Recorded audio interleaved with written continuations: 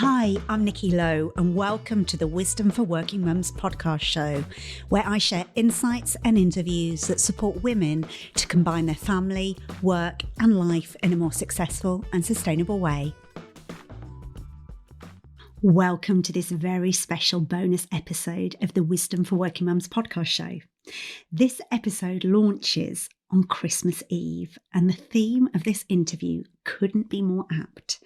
I'm interviewing a guest that is very dear to my heart. She's actually a returning guest, as she joined me way back on episode 3 of this show. And she's here to share insights into her book, which is based on a story that I think you'll know, and you'll probably know it very well. It's a 2,000-year-old story, and it's the story of the birth of Jesus, but you've never heard it quite like this before. It's told from the perspective of the midwife who attended to Mary when she gave birth to Jesus. It's a fictional story, so this is not the story of Jesus, but rather the woman who delivered him. It's a story that all mothers can relate to, as its universal experience of birthing and those that support women in their birthing journey. My guest is Bridget Supple, and Bridget has spent the last 20 years supporting women through all stages of pregnancy, labour and parenting. She's a mother of 4 herself, and she works as an antenatal teacher for the National Childbirth Trust, the NCT, and the NHS, and in particular a major UK maternity hospital, and also Birth Companions, which is a charity supporting pregnant women in prison. She's the founder of an information resource all about the infant microbiome, which is so important. And she runs workshops on parenting, brain development and hypnobirthing. And Bridget has also contributed to and worked on the International Journal of Birth and Parent Education since its beginning. And I'm lucky enough to know Bridget, and she's such a wise woman in my life that has helped me to heal from my first difficult birth experience, and also to go on to have a much more positive experience with my second child. And I think you're going to love what Bridget has to share about the ancient wisdom of women and what it's like to have women-centered support as mothers. And I'm so excited to share this conversation with you. So welcome, Bridget. Welcome back to the podcast. I don't get to say that to that many guests. So you're in a select few. Thank you so much. It is lovely to be back. I can't believe that I am here again. Yeah, and this will be it's actually just before our 100th episode. This is going out as a bonus between kind of Christmas, but you actually joined me on episode 3 of the podcast. So right there from the birth of it. So it feels like we're at this beautiful point. You're coming back at this point in the podcast journey. That does feel quite serendipitous, doesn't it, really, to be right there, as you say, the birth of it, and then back for this particular episode, because it is in that theme. Yeah. And you're somebody that I always describe to people in my network as one of the really wise women that I know in my life. I know a lot of, highly intelligent and, clever women, but you're not only that, but you've got this deep innate wisdom within you. And so you're somebody that I always learn a lot from whenever I spend time with you. So I know that this is going to be such a beautiful conversation. Also, because obviously I read your book that we're going to be talking about today. And yeah, I felt really emotional reading it. So for those that won't know what it's about, can you tell us a little bit about the name of your book, a little synopsis, and actually what led to you writing this book? So the book is called The Birthkeeper of Bethlehem, and it's the fictional story of Salome, who is the midwife who is there when Mary gives birth to Jesus. Now, most of you are sitting there going, hang on a second, I checked notes, I've sat through a number of nativities. I have never yet seen, I might have seen a Christmas lobster, but I have never yet seen yes. a midwife. But this is the thing. If Mary and Joseph made it to Bethlehem, and the story goes that they did, and they knocked on doors, if they had made it to the town, then what you need to understand is about Jewish custom. In the Judaic tradition, men would not be present at birth unless it was an absolute emergency. So if Mary had given birth on the donkey in the mountains with only Joseph there, then he would have been able to assist her. Because once women go into labor in the Jewish tradition, then they enter a state where they need to be separate from men. In an emergency, that can be overruled. But they made it to Bethlehem. So if they made it to Bethlehem, they would have been a midwife in the town. They would have been somebody who was there when all the babies were born, who had the wisdom of birth. And so for me, if they were in the town, Joseph would not have been there, but the midwife would. And her name is Salome. And through her, we discover the lives of the women of biblical Bethlehem. So it's not a story about Jesus. He's the framework on which we journey through these friendships, through these rituals, through these lost traditions that we have. Make sense? Yes, it does. So how did this kind of idea come about then? So this is how long it took me to write this book. I'm almost embarrassed to tell you this story. So I had just had my youngest.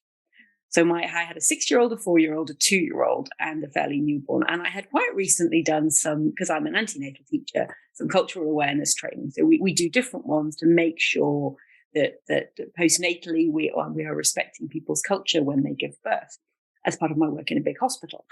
And I'm sat at Christmas Eve Mass with a very wiggly 6-year-old, 4-year-old, 2-year-old who literally, it's the early evening Mass on Christmas Eve. And they are... Your youngest is 15 years old, isn't he? So this was... I'm embarrassed. Apologies for my cough, by the way. It's the end of cold season. And I'm sat there with this newborn and these 3 wrigglers next to me, looking at this nativity thinking, well, that's not right. There would have been a midwife there. And at that moment, she appeared in my head and I knew exactly who she was. And her name was Salome. And I knew my midwife. I just knew her. It was like she was sat next to me on the pew. I was like, all right, okay, that's interesting. So then obviously Christmas came and went and I went and looked it up. And there was a midwife at the birth in some versions and her name was Salome. Now, maybe I'd heard that at some point and it was just a point, something stored in my head. But it was the weirdest thing because literally just appeared fully formed in my head. And I got very excited about this story. And I thought, I'm going to write this book. And then, 4 children. It's got in the way. And a very successful career as a kind of parent educator. And yes.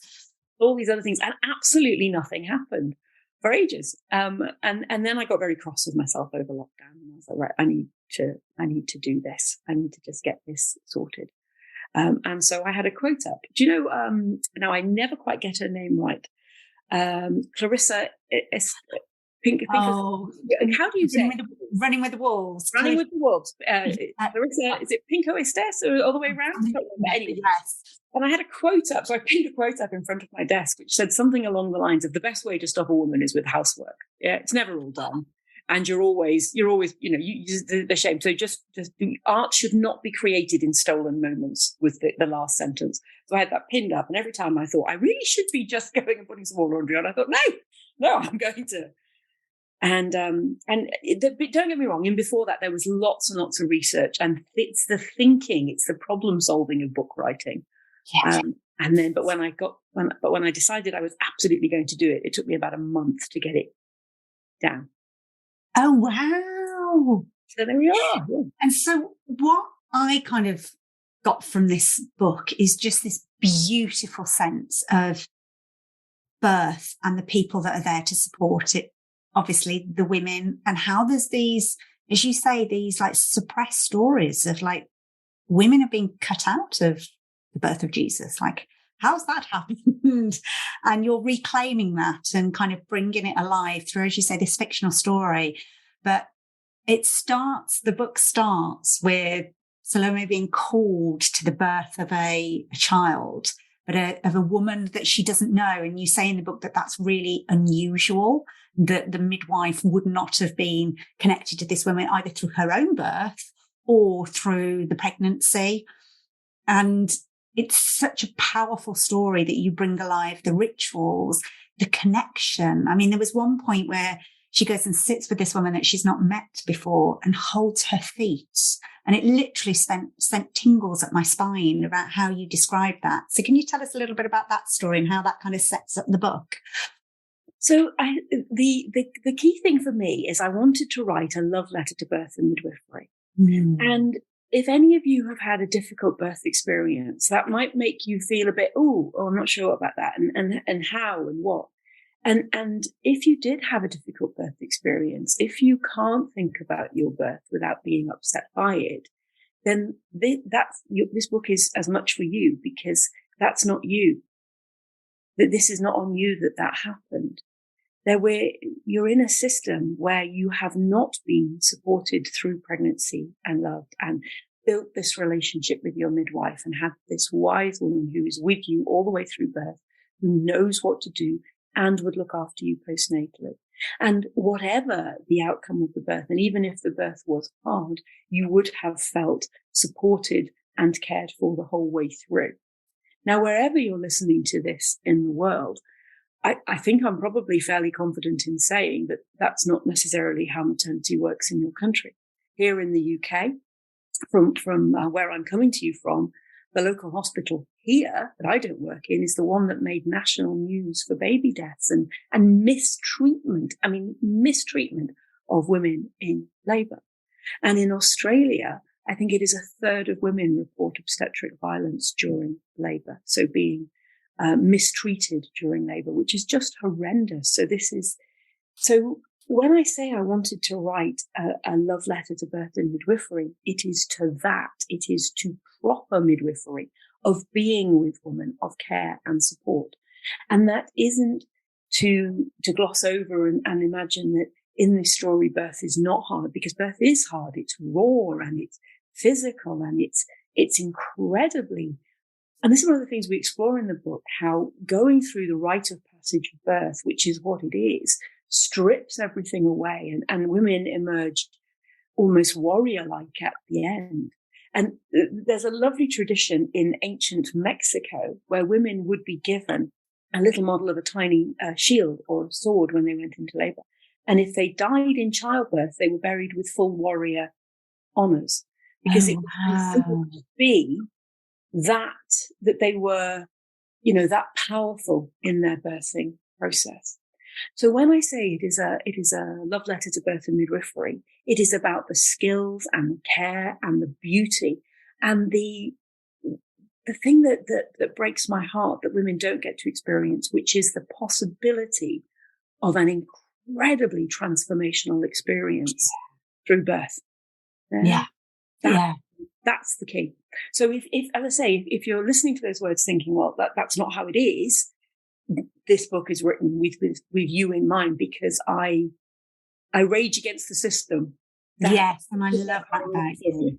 Yeah. And I actually discovered you and connected with you after the birth of my first child, before the birth of my second. And my first birth had been incredibly medicalised. I'd ended up with an emergency C-section, and I did not have that transformation experience in the slightest. And I kind of thought I wasn't good enough. There was something about me, and it was only through connecting with you and doing the work and understanding how I could heal that birth trauma and have the possibility of something different with my second. And even though, and I know you know this, but with my second, I ended up having to have a planned C-section, which again, it didn't fit that mold of this being the transformational, natural, whatever terms we want to use for it. It was still the most beautiful experience. And I think I only had that because of knowing you and you connecting me kind of into that world. So I completely get it if somebody listening is like, that's not how I've experienced it. And I can absolutely relate to that. And it took me a long while to process it. So how much of this book was written about your own experiences, from your own experience then? Because there's obviously quite a historical element to it, which wouldn't necessarily be part of your work. But how have you blended your experiences with this? So I'm quite a very evidence-based when I teach, and it's all about the evidence and science. But I have also made the effort over the years to go and sit at the feet of the greats of childbirth. I mean, the greats. So I learned about breech birth from a midwife who's now died, called Mary Cronk. And when she died, her obituaries across everywhere from the Times to the Guardian were, she was the queen of breech. So how you turn a baby, how you deliver a baby in a breech position, vaginally, things like that. I went to Sheila Kitzinger. She's written so many books. She was a social anthropologist who wrote about birth and learned about birth trauma from her. But I've also traveled across the globe. There's an amazing, amazing midwife working in Bali called Robin Lin. And she's actually a CNN superhero because she runs a free to access clinic in Indonesia, which usually you have to pay.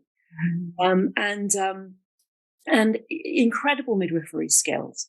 For example, they were first in after the tsunami. One of her teams went to Haiti and Philippines after the disasters there. Now, in those situations, there's no clean water, there's no feed, there's no hospitals, there's nothing sterile. So if you can't get the babies out, you've got them. So their midwifery skills are extraordinary. I've been twice over to Lithuania to learn from Angelina Martinez Miranda, who is a famous Mexican indigenous midwife. And she still practices, and she learned from her mother and her grandmother before her all these traditional skills and herbs and pregnancy. But she will see women through their pregnancy, be there when they give birth, and look after them postnatally.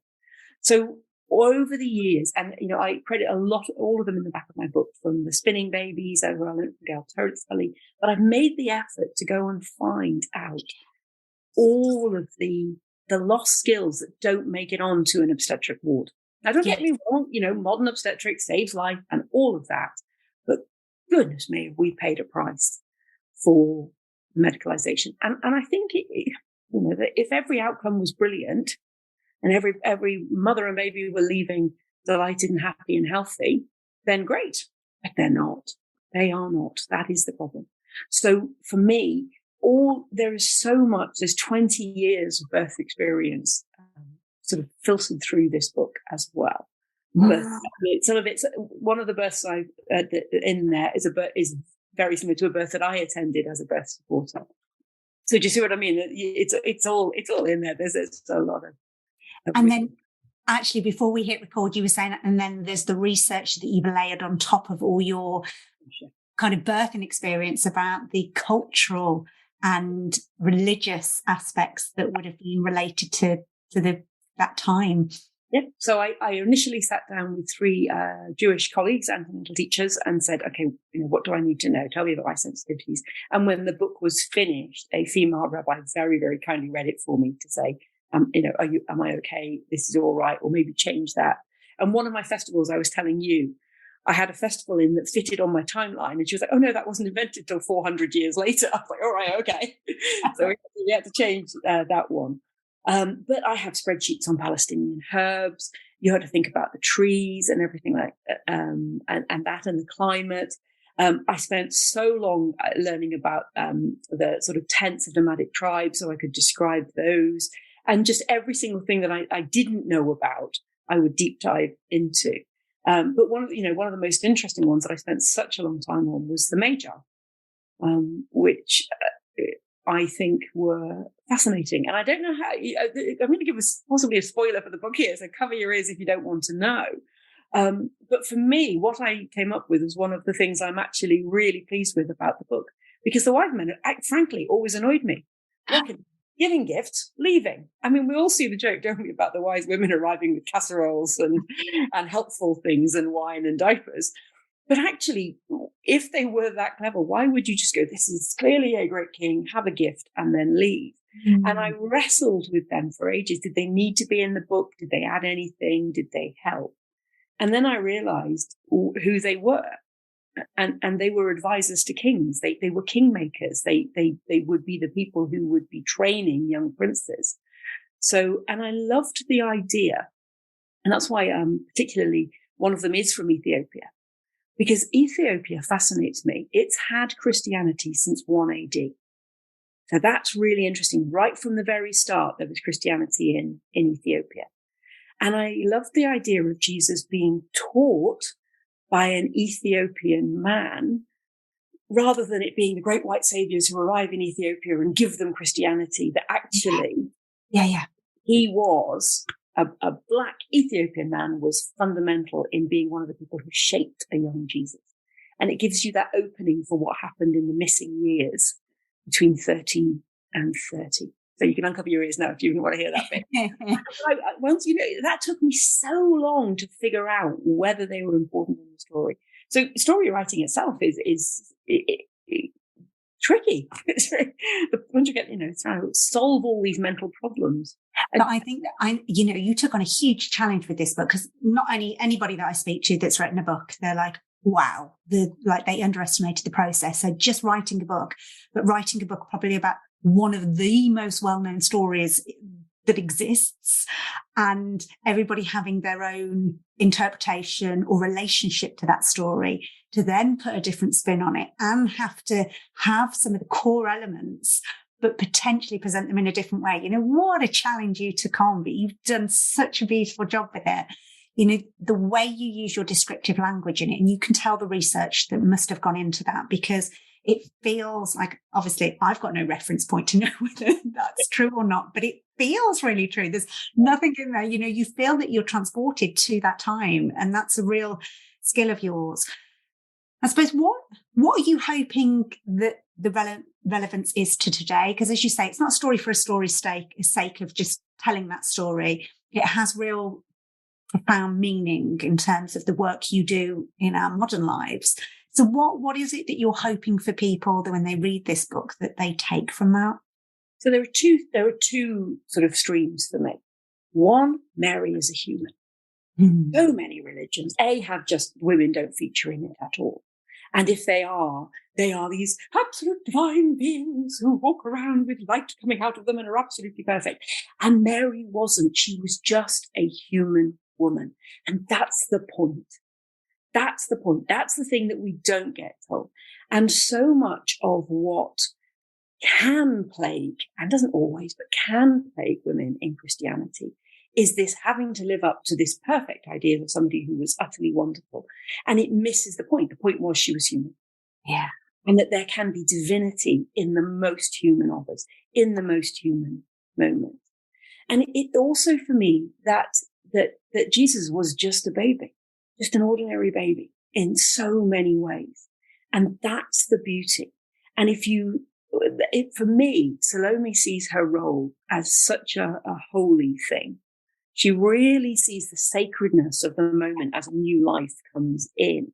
And I love the idea that every baby, when they're born, comes with this possibility of being amazing, the divinity that is in each one of us.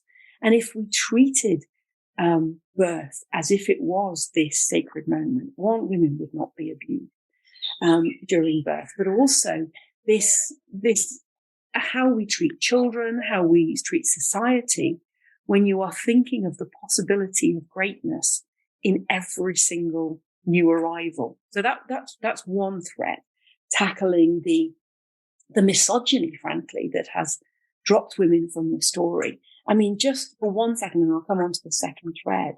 At the very start of the book, it begins with, in the prologue, it begins with the words, listening to the stories, you could think he only surrounded himself with men. We seem to have become invisible, but we were there when he died. And, all the way through, it's right. The women were there at the beginning and the end. Yeah. And that really struck me as well about, as you say, she swaddled this new baby as it was born, baby Jesus, and then was there at the end and was with Mary swaddling him and kind of after his death. And it made me think, actually, I hired a postnatal doula when I had my second child. And that was part of the beautiful gift you gave me of, you need more support around you. I hadn't got my own mum. It was like, this should be a time when you are completely resourced with these wise, caring, supportive women. So I'd hired a postnatal doula. The first time around, I was like, who do I think I am? Some kind of princess or something like that would have been the unhelpful kind of narrative that I would have had around that. But actually, my postnatal doula was also an end of life doula. So and so when I saw that in your story, I was like, yes, like it's the beginning end. It felt like the complete circle of life.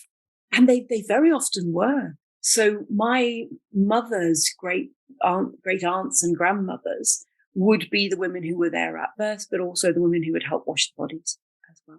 Mm. They were in the village. They would know people. They would have, they would be present for families during these great big moments of change. And that's the second thread. It's about what we've lost in terms of birth, how we treat birth like a medical procedure when it's so much more than that. It's a rite of passage. It's an incredible life moment. So, I mean, I always say to people, look, if you have got your mum, your gran, your auntie, go and ask them about the day their babies were born. Mm-hmm. They may not be able to tell you what they did 2 years ago or 10, but they will tell you about the day their babies were born. It matters how we treat. And all the way through history, you find that women used to be protected during pregnancy, that they weren't allowed to deal with death or be around bad news to protect their baby. There was lots of superstition around it, but it meant that pregnant women were protected. Yeah. They tend to see a woman all the way through. They would then know the person who was there when they gave birth. And that woman might give birth, go to all the births in the village, might have all the knowledge, and it would be passed down to her. So this wonderful Mexican midwife, she learned from her mother before her and her grandmother before her how to turn babies, the herbs that you use during birth, and all of these skills, lots of rebozo work where you use these cloths to reposition baby and support mum and hold the belly in. And she'd learnt that intergenerationally so she could support them around her and then postnatally look after them. It's only, even in my mother's generation, so I'm in my early 50s, my mother's generation would stay in hospital for 10 days when they had a baby. They wouldn't have to do any cooking or cleaning or anything. And you see that across the world for between 8 and 40 days where women don't do anything. I've been interestingly teaching a lot of Korean parents recently. Okay. The women have said exactly the same thing. They're not, when I talk about postnatal care, then they'll say, oh, yeah, so my mother or my mother-in-law is coming over from Korea and they will do everything for 30 days. So it still goes on. Yeah. But modern British women have a baby, sent home, 12, 24 hours later, expected to do everything. And we wonder why they're exhausted. They're struggling with mental well-being. And then my argument is the baby becomes the problem. If I just put the baby down, I can fix all these things. Actually, your baby's not faulty. Baby's doing precisely what human babies are doing. It's us who are failing you. Yes. So well done you for getting a doula. Well, I mean, it was you that taught me, that fourth trimester is key, after the baby's born, that fourth trimester. And I invested in because I didn't have my physical village around me. I haven't got my mum, I haven't got my grandma, I haven't got sisters. So I was like, I am going to, I hired a cleaner to come in twice a week because I knew my mind would be like, I want a tidy house. And it was like, people say, just ignore it. And I was like, I know that for my well-being, I'm going to do that. So I really invested in my fourth trimester so that it was, and you did a beautiful closing of the bones ceremony with me. So if somebody hasn't heard of that, can you explain what that is? The closing of the bones, actually, you find it in a lot of different cultures, variations on it. So again, in China, there will be wrapping of the belly. You see it across large parts of Asia. Across South America, it tends to be called closing the bones. It was very interesting. There was some research done which showed that we had a tradition of it in Tudor England of wrapping them in afterwards as well. Oh, yeah. So most cultures have had some form of postnatal rituals around the belly.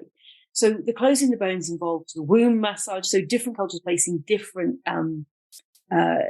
emphasis on that part of it, and then wrapping with cloth. But what it does is I think women after birth are so open and so raw and so vulnerable.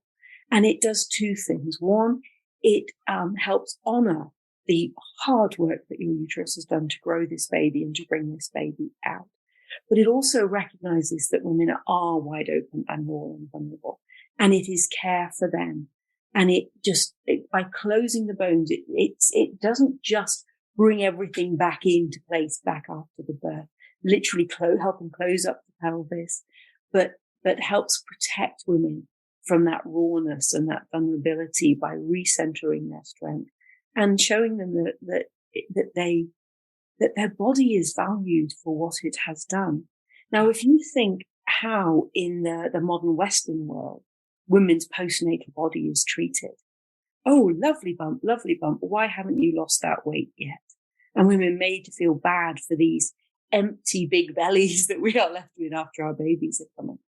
Yeah. Rather than just going, your body has just done the most amazing thing.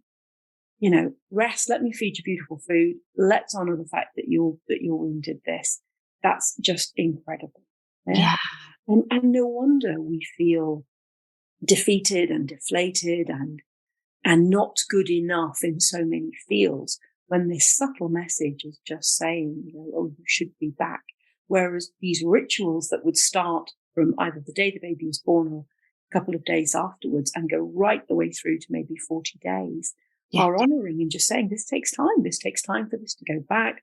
We're going to nourish you. We're going to heal you. We're going to protect you, and thank you. What a difference. Oh, so important. And I mean, you know my journey, but it was when I became really ill after having my first, and it was a slow burn. In those first kind of newborn stages, yes, it was tough, but you kind of accepted that because, no sleep and, feeding a baby. But I remember the health visitors coming for his 1 year check and me being so physically exhausted and mentally and emotionally exhausted. And they get you to complete the questionnaire, don't they, to see how are you doing kind of psychologically. And I remember as I was completing it, if I'm really honest with how I'm feeling, they're going to diagnose me with postnatal depression. And it was only because the work that I do, that I knew the source wasn't depression. The source was depletion physically that was leading to emotionally and mentally feeling kind of like I was on that depression spectrum. And I remember thinking, I've got to be really careful how I communicate this to them, because they're going to put me into a box that for some women is absolutely needed and it's really important. Yep. But I was like, there's something else going on here. And now I've got the knowledge and the vocabulary to say I'd got postnatal depletion that had led to me feeling postnatally depressed, but that actually if you join the dots backwards, it was that not being cared for, not being kind of looked after, and that over time led to this accumulation. And I think so what you're saying in terms of the wisdom that we've got. So and we wouldn't, I'm not saying that we parent badly, but think how much better we would all parent if we healed from the birth and were praised and encouraged and supported and had that strength in the early days. And the impact that would have in every level of society. And if I look at my second birth compared to my first and the postnatal kind of period afterwards, the first year, completely different. Like I'm not even the same person. It was like a whole different life. So if there's people listening to this going, oh my God, this wisdom sounds amazing and we've lost it, what hope can you give for somebody that either might be pregnant or planning on having another child? Like, what's the hope for the future to connect to kind of the wisdom that's in your book? So there's a growing movement, and I'm seeing it, that women are recognizing that there is massive problems in maternity. Did you know that in the UK, for every 30 midwives who qualify, 29 don't practice? Oh no, gosh, no, I didn't. So traumatized by the way that delivery suites work and the way maternity looks that they're just like, I can't do this. They're burnt out before they've even got on the ground. And women know this. It is being shared on social media. They're seeing more. And that's why women are choosing more and more to do things like home birth. They're learning. You're seeing an increasing number of women free birthing. Now, I'll respect a woman's right to do whatever she wants with her body. But you've got to be asking the question. It's all very well pulling the sheep out of the river, but go up the river and find out why they're all jumping in. Yeah. Why are women choosing to free birth when they couldn't? Now, I really hope, I think that my book is a lovely read. I think it is. Everybody who's read it has got to the end and just been, oh my gosh, I love that story. And that's what I wanted to write. I wanted to write a book that I would enjoy reading, and I did. But I want also women to come out of it and go, actually, I like this model. This is what I want. I want you to feel inspired about your body. I want you to feel inspired about how you support other people in your life who are having babies. I wanted it to change the dialogue about history, about all the things that we've lost, the women that have been written out of history. And I wanted people to get to the end and put it down and think, wow. And because when we think, wow, and we've realized that there is another way, then you can find your way to that. And you found it through a doula. Yeah. And many other women may find it that way, but they can also find it by going online and learning more and maybe, thinking about where they give birth and who is around them. As some people will take it further, they will be more political. They'll be writing to their MP and saying, why are all these midwives leaving? Why is there yet another hospital having their own Ockendene moment? Now, those of you who are out of the UK, Ockendene was a report into an absolutely failed maternity service here in the UK that caused untold damage over 20 years by the way they treated babies. And it's not an isolated incident. This is happening in increasing units across the country. So being more political about it is how we change it. It's not be political, but just saying, actually, if there is one thing that we should be able to get right, it is the arrival of babies. Yeah. And if that involves, paying more money for midwives, then we pay more money for midwives. Because on one hand, when you don't, you pay vast amounts in litigation afterwards. Well, what's the flipping point of that? That's, again, you're pulling the sheep out of the river rather than going up the river and stopping them falling in. Yeah. Or maybe there's a couple of years where our maternity bill is ginormous, but if you're not paying the litigation. And also the ongoing impact of not having the best possible birthing experience for the mum and for the child. As we know, the systemic costs of that can really be far reaching and the ripples felt. So thank you for writing such a beautiful, beautiful story. And I knew it would be if it was coming from you, but I was deeply touched when I read it. So you've done such a profoundly beautiful job. So if people want to find out more about you and your book, where would you point them to? So you can go on to the Womancraft, it's Womancraft One Word Publishing. Yeah. So you can find the book on there. By the time this goes out, it will be available wherever you buy your books. If you want to connect with me, go onto Facebook and on the Birthkeeper of Bethlehem page. There is a page there for that, and you can connect with me. I'm always delighted to talk birth and all around there. So I'm always happy to do that as well. Yeah. Thank you. I'll put all the links into the show notes for people, but you were just about to say you'd love to hear people's feedback. Yeah. I'd love to know what people think and what journey it takes them on. Absolutely. And I'm sure it will. And just thank you for the work that you do in the world, Bridget, because it makes such a difference. And I really encourage people to reach out and connect with you because the wisdom you've got, we need more women knowing what you know so that you can have that ripple effect that you do so locally in our area. There's so many women you speak to like, oh, Bridget was my NCT and yeah, you are renowned. And, obviously that has spread further afield in the UK, but hopefully, it gets to have even more of an impact. So thank you. A pleasure. And don't forget, if you do put in the midwife on your Christmas nativity this year, send me a picture.